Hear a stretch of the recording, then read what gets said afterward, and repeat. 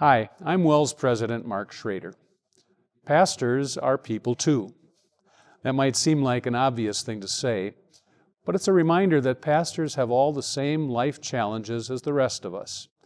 New pastors are often just getting started in their roles as fathers and husbands, and they may wear many hats in the congregation. They can work a lot of hours and be pulled in many directions. For some, it's overwhelming, and they resign from the ministry. In fact, since the 1980s, about 500 WELS pastors have resigned. But there is good news to report. The trend is now reversing. Reverend Garrett Elford and his family have made a lot of moves. After 4 years at Martin Luther College, he moved to Wisconsin Lutheran Seminary. Preaching the gospel in the synagogues and telling people. Then to Texas for a year as a vicar. And eventually on to Eden Prairie, Minnesota for his first call as a pastor. Yet, in many ways, Reverend Elford's journey is just beginning. As a new pastor, he is well prepared in the Word, but there are certain skills that only come from experience. When you first start with being a pastor, you have two thoughts at the same time, and one is, I know exactly what I need to do, and the other thought is, I have no clue what I'm doing. Understanding how to handle the personalities on a church council, for example, can take time to work out. The stresses of sudden funerals, budget shortfalls, and meetings every evening can take a toll. Pastors have particular things that they have to deal with that only other pastors are really going to understand. For some, the stresses can become too much, and they resign. In the last 30 years, as many as 1 in 4 new pastors resigned their positions.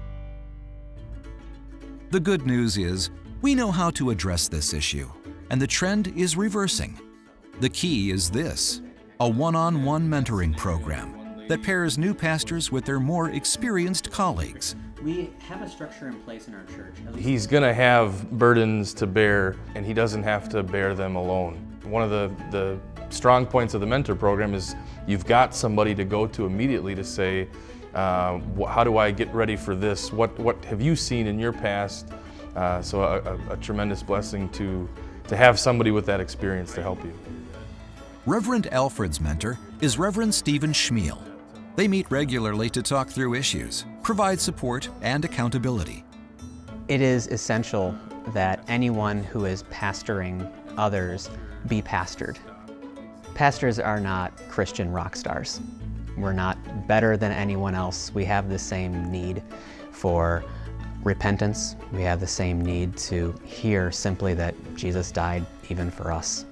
We're all still on that path, following Christ, carrying our crosses, in need of encouragement, in need of accountability, in need of repentance and forgiveness. Lay people also have a role to play in helping their pastor by respecting his private time, offering words of encouragement, and supporting the mentoring process. And perhaps most important of all, lay people should be involved in ministry, since God's work is everyone's work. Since the mentoring program was formalized in 2011, about 9 in 10 new pastors have requested a mentor. The percentage of participating pastors who've resigned has dropped precipitously to near zero. It's a reminder that God has designed us for relationships, and when we support and encourage each other, blessings follow.